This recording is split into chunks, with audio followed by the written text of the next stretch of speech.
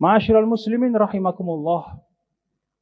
Di dalam sebuah hadis Rasulullah sallallahu alaihi wasallam digambarkan bagaimana mulianya Ramadan, dan bahkan disampaikan di dalam hadis tersebut bahwa kalau orang melewati bulan suci Ramadan lalu dia keluar dari bulan suci Ramadan itu dalam keadaan tidak mendapatkan ampunan, maka sungguh orang itu adalah orang yang merugi.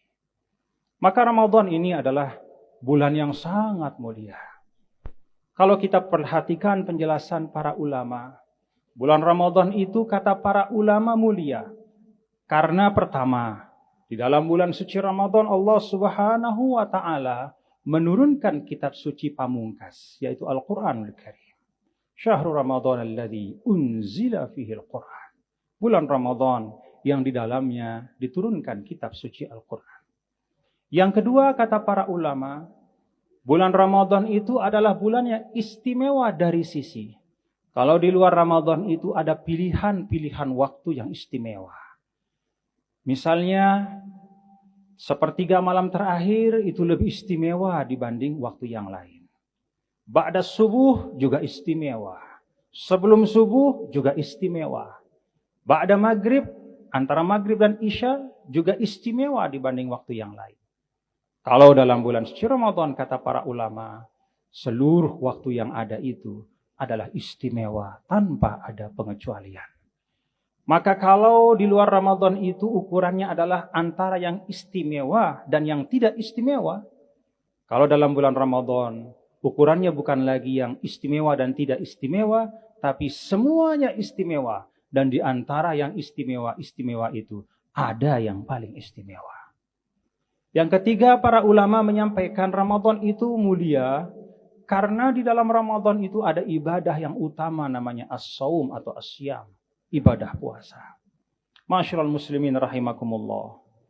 Allah Subhanahu wa taala di dalam Al-Qur'an menggambarkan bagaimana kemurahannya pada manusia. Maka satu kebaikan akan diganjar dengan 10 pahala. Man jaa'a bil hasanati falahu 'asyru amsalihha. Siapa saja yang melakukan satu perbuatan baik, Allah kasih 10 ganjaran atau 10 pahala. Ada juga ibadah yang istimewa di mana kelipatannya bukan 10, tapi 700. Ibadah yang istimewa itu namanya bersedekah atau berinfak. Maka di dalam Al-Quran digambarkan bahwa orang yang bersedekah itu bagaikan orang yang menanam 10 biji. Dan dari 10 biji itu masing-masing ada 100 tangkainya dan 100 buahnya.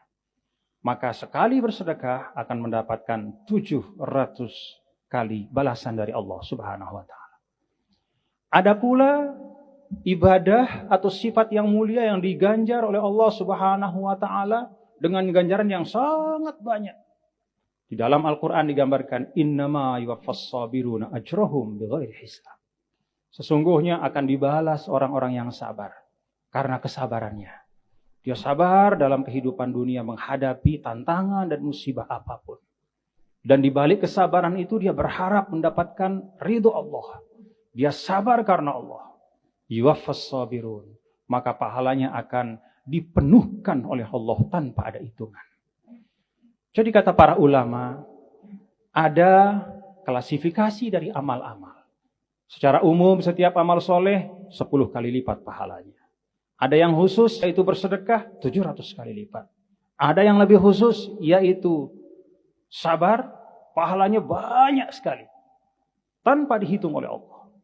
Dan di atas semua itu kata para ulama sesuai dengan hadis kursi yang disampaikan oleh Nabi kita, Nabi besar Muhammad sallallahu alaihi wasallam. Kullu amal ibni Adam lahu illa siyam. Fa innahu li wa an ajzi bihi. Semua pekerjaan-pekerjaan dari manusia itu adalah untuk dia, kecuali puasa.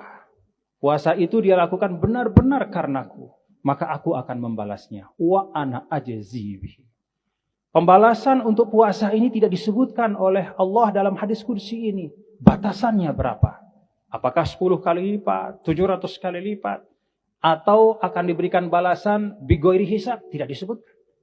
Maka para ulama menyimpulkan dari hadis kursi ini bahwa tangga-tangga amal soleh itu puncaknya adalah ibadah puasa.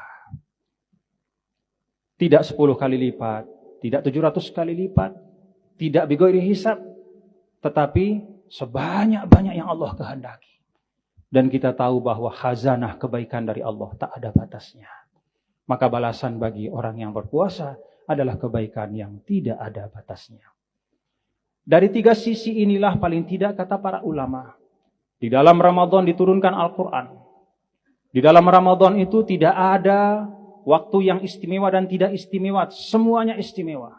Dan di dalam Ramadan itu ada ibadah puasa yang menempati posisi tertinggi dari tangga amal-amal soleh. Maka bulan suci Ramadan sungguh-sungguh kesempatan emas bagi kita untuk menambah kebaikan-kebaikan kita kepada Allah Subhanahu wa ta'ala. Sebelum Ramadan dan dalam sepanjang hayat kita sebagai manusia, interaksi, kita kenal banyak orang, semakin banyak kita kenal orang, semakin banyak kita bersahabat, semakin besar kemungkinan kita berbuat salah. Kita berkiprah dan mengabdi dalam kehidupan, menjadi bagian dari suatu masyarakat. Kita di NTB seperti itu. Apalagi kemudian mengemban amanah publik. Entah itu sebagai gubernur, bupati, camat, ataupun ranah-ranah pengabdian apapun. Semakin besar juga kemungkinan kita khilaf dan salah. Maka Allah Subhanahu wa ta'ala di dalam Al-Quran menyampaikan satu kaidah umum untuk menghilangkan semua hal-hal yang tidak baik dari diri kita. Innal hasanati yudhibnas sayyi'at. Dzalika dzikra lidzakirin. Sesungguhnya kebaikan-kebaikan itu akan meluruhkan keburukan-keburukan. Tidak ada jalan lain kalau kita ingin menjadi hamba Allah yang lebih baik adalah memperbanyak amal-amal soleh kita. Dan tidak ada waktu yang lebih hebat dalam menciptakan kuantum ganjaran dari Allah, ledakan ganjaran dari Allah, dilipat gandakan sampai jumlah yang tak terhitung selain dari bulan suci Ramadan.